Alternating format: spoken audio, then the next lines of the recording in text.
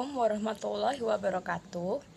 Sebelumnya, kami dari kelompok 3, mata kuliah Sistem Informasi Akuntansi, kelas B oleh dosen pengampu Bapak Vicky Fendi, SAMSC. Di sini kami akan membahas mengenai chapter 18, yaitu Sistem Buku Besar Umum dan juga Pelaporan. Sebelumnya, izin untuk memperkenalkan anggota kelompok.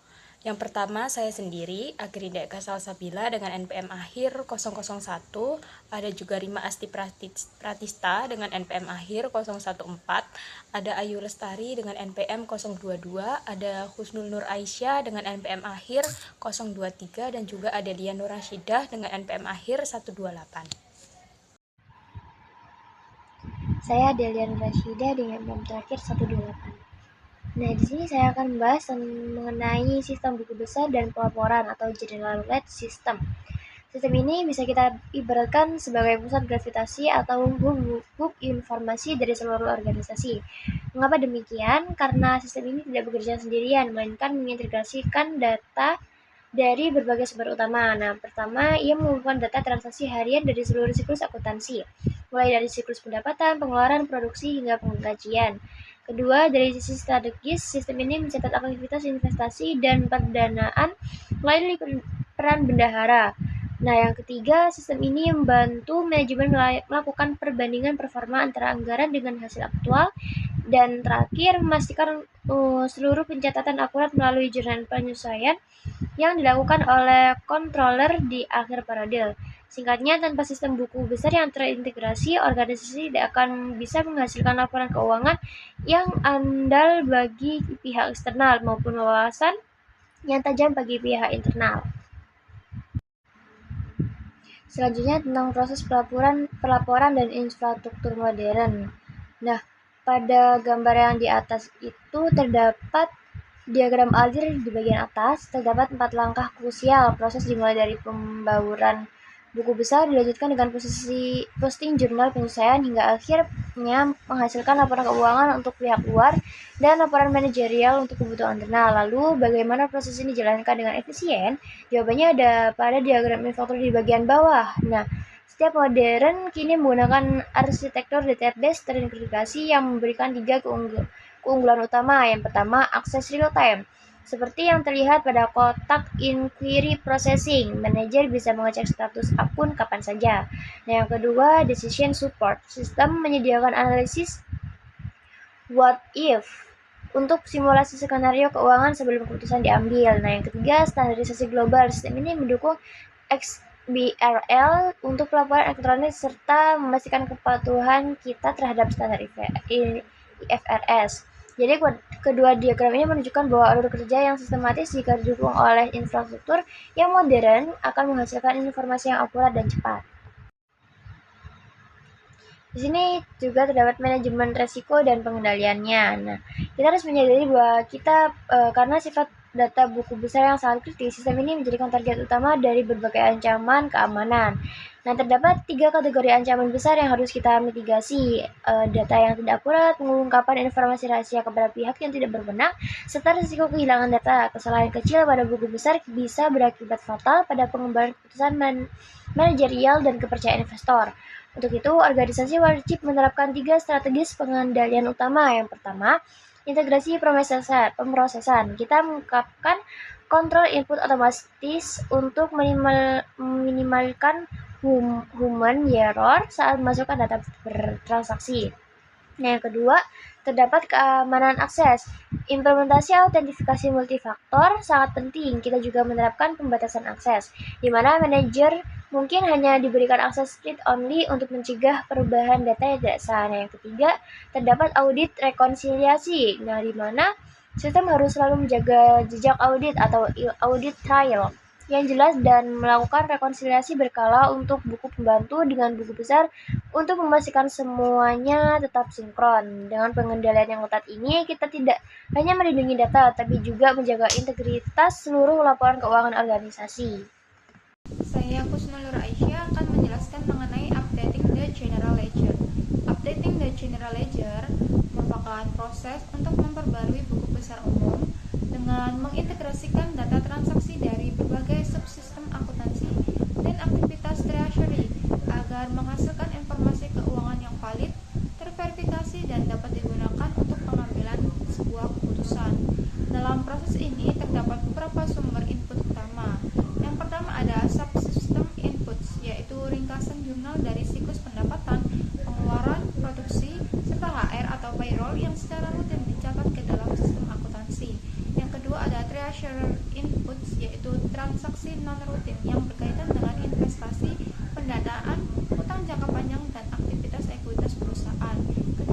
data controller inputs, yaitu jurnal penyesuaian yang dibuat untuk akrual, penangguhan, dan estimasi akhir periode agar laporan keuangan mencerminkan kondisi sebenarnya. Seluruh input tersebut kemudian diproses dan dicatat di dalam general ledger sehingga perusahaan dapat menyusun laporan keuangan yang akurat dan andal. Selanjutnya akan menjelaskan mengenai input controls dan data integrity. Jadi, input controls dan data integrity akan membahas mengenai pentingnya pengendalian input dan integritas data dalam sistem akuntansi agar informasi keuangan yang dihasilkan akurat dan dapat dipercaya. Pengendalian dimulai dari validation, yaitu proses memeriksa apakah data yang dimasukkan sudah benar, seperti memastikan nomor akun tersedia dalam Chart of Accounts atau COA dan memastikan kolom numerik hanya berisi angka. Selain itu, terdapat financial accuracy yang bertujuan menjaga keseimbangan transaksi, di mana total debit harus sama dengan total kredit serta seluruh data penting seperti tanggal dan referensi wajib diisi lengkap. Selanjutnya, processing integrity, yaitu memastikan transaksi diproses dengan benar melalui pencatatan error log untuk transaksi yang gagal diposting serta proses review atau persetujuan khusus untuk transaksi bernilai besar dan tidak rutin. Metode pengendalian yang digunakan meliputi trial balance dan reconciliation untuk mendeteksi kesalahan posting serta menjaga integritas data eksternal. Tanpa pengendalian tersebut dapat terjadi kegagalan seperti ketidakseimbangan antara debit dan kredit dalam general ledger atau saldo kas di buku besar yang berbeda dengan rekening koran bank. Selanjutnya saya akan menjelaskan mengenai reconciliation and audit trail. Hal ini akan menjelaskan pentingnya proses rekonsiliasi dan jejak audit dalam menjaga transparansi serta keandalan data akuntansi.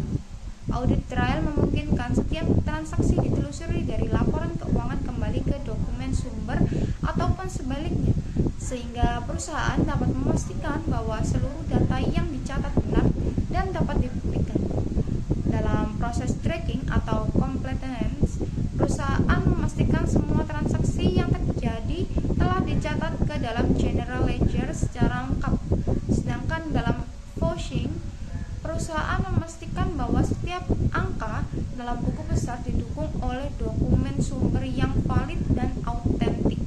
Setelah proses rekonsiliasi selesai, terdapat beberapa langkah akhir pelaporan keuangan, yaitu untuk menyiapkan adjust trial balance, yaitu membuat jurnal penutup closing entries dan menyelesaikan laporan keuangan final.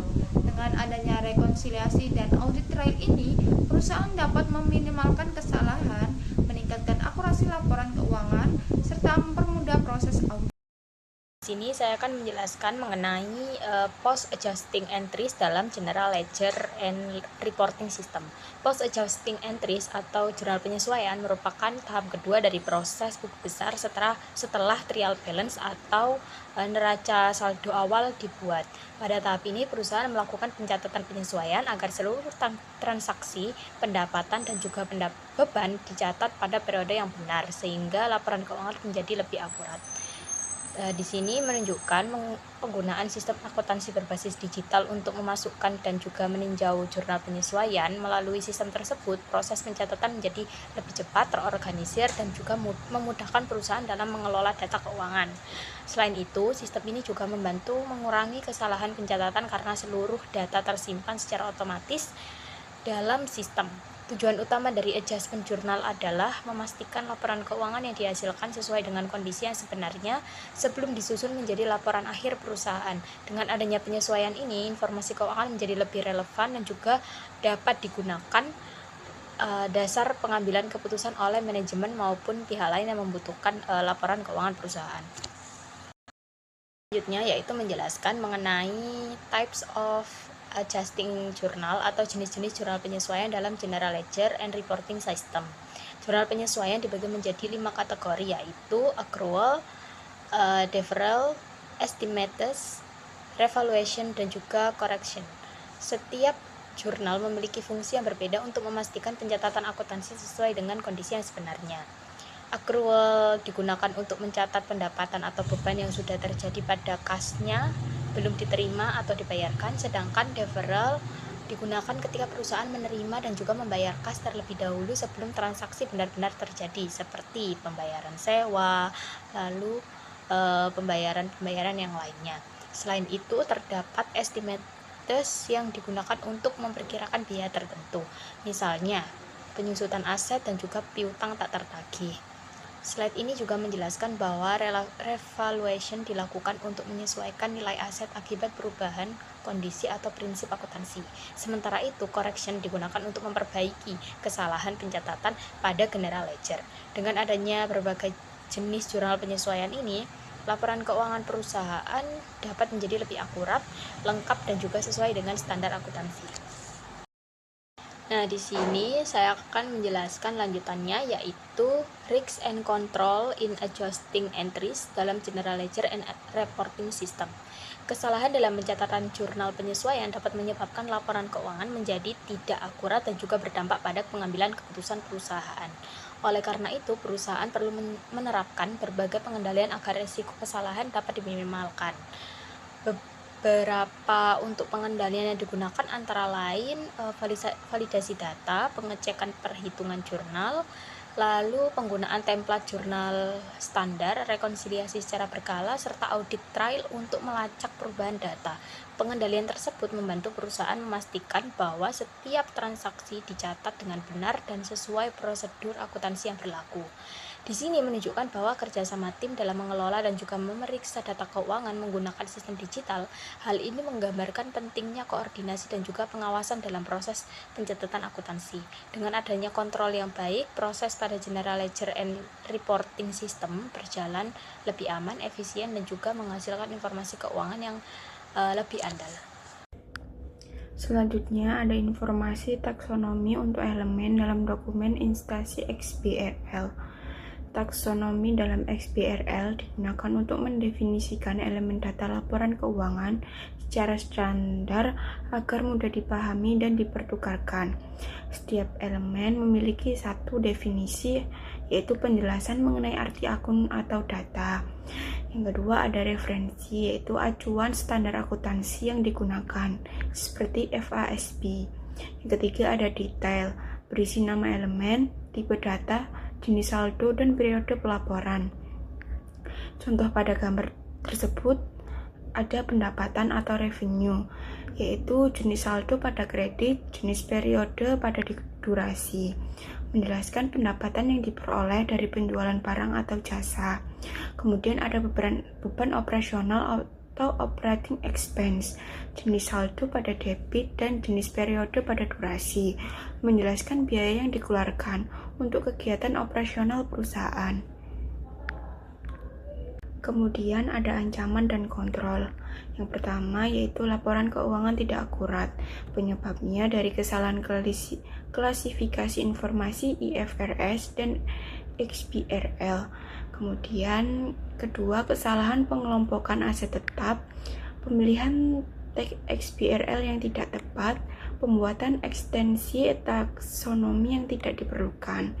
Kemudian dampaknya yaitu beban depresiasi tidak akurat, laporan keuangan tidak mencerminkan kondisi sebenarnya, sulit membandingkan laporan antar perusahaan.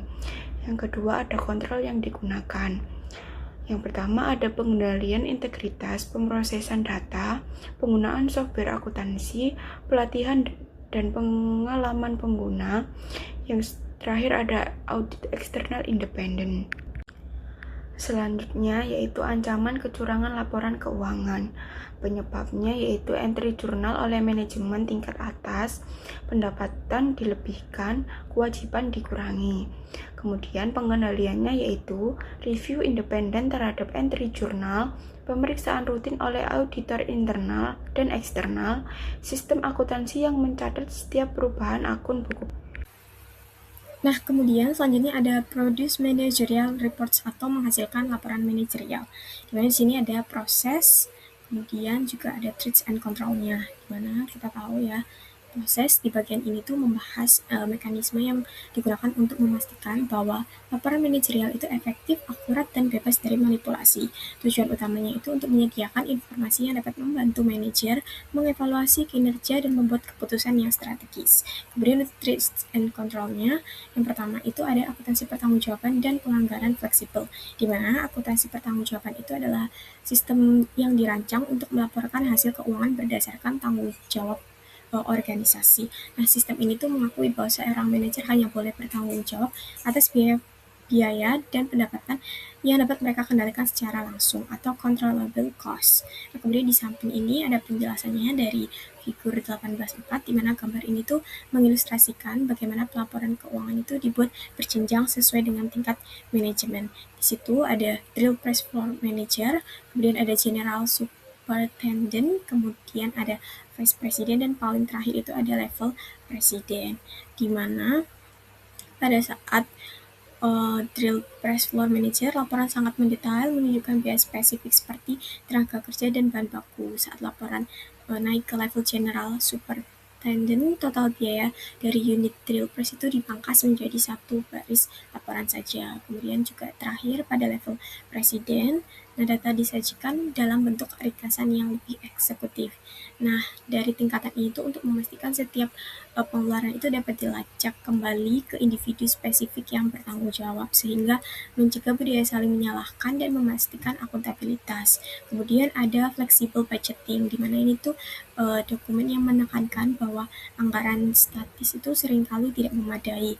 Nah, anggaran yang fleksibel itu menyesuaikan nilai anggaran berdasarkan tingkat produksi aktualnya. Sebagai contohnya, jika produksi meningkat, maka anggaran untuk bahan baku variabel otomatis juga akan meningkat. Nah, hal ini itu memungkinkan perbandingan yang adil antara apa yang akan dibelanjakan dengan apa yang seharusnya dibelanjakan pada tingkat tersebut. Kemudian selanjutnya ada balance score, di mana balance score ini adalah alat pelaporan strategis yang dapat mengatasi kelemahan laporan tradisional yang cenderung hanya fokus pada data keuangan historis atau masa lalu.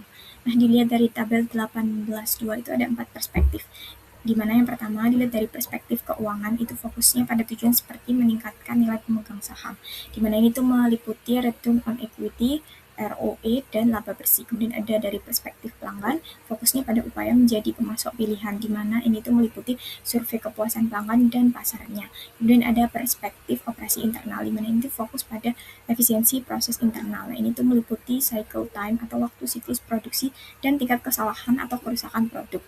Nah, yang terakhir ada perspektifnya inovasi dan pembelajaran, di mana ini tuh fokus pada masa depan pembelajaran. Itu meliputi jam pelatihan karyawan dan presentasi penjualan dari produk baru.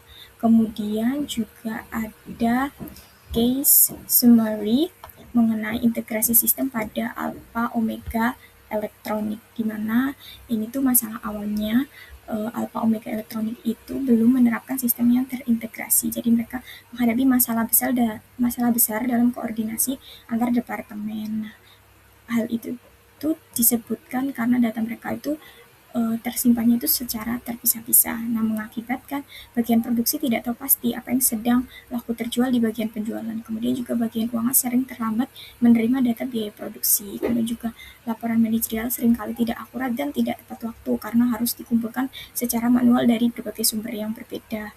Nah, akhirnya mereka menemukan solusi, yaitu penerapan sistem ERP atau Enterprise Research Planning, di mana akhirnya Alpha Omega Elektronik itu memutuskan untuk mengintegrasikan seluruh fungsi bisnisnya itu ke dalam satu sistem pusat. Nah, hal tersebut akhirnya merubah cara kerja mereka secara drastis, yaitu adanya keselarasan data, di mana akhirnya departemen produksi, penjualan, keuangan itu akhirnya dapat melihat data itu secara real time. Jadi ketika pesanan penjualan itu masuk, akhirnya sistem otomatis memperbarui jadwal produksi dan menghitung estimasi biayanya itu secara instan.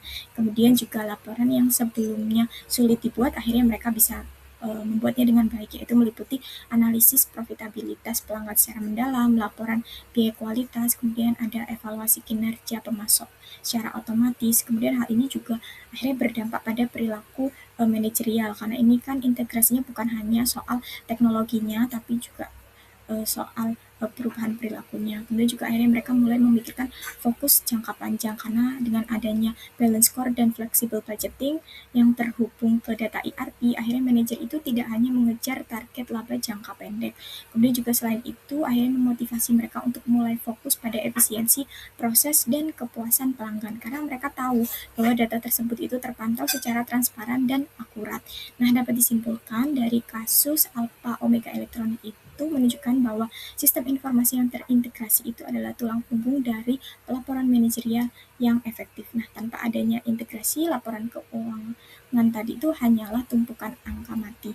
Nah, dengan adanya integrasi, akhirnya laporan menjadi alat strategis untuk memastikan bahwa semua divisi itu bisa bekerja menuju satu tujuan besar perusahaan.